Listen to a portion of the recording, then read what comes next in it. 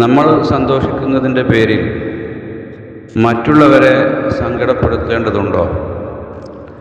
നമ്മൾക്ക് ഇഷ്ടം നേടിയെടുക്കേണ്ടതുള്ളതിൻ്റെ പേരിൽ മറ്റുള്ളവർക്ക് അനിഷ്ടം കൊടുക്കേണ്ടതുണ്ടോ?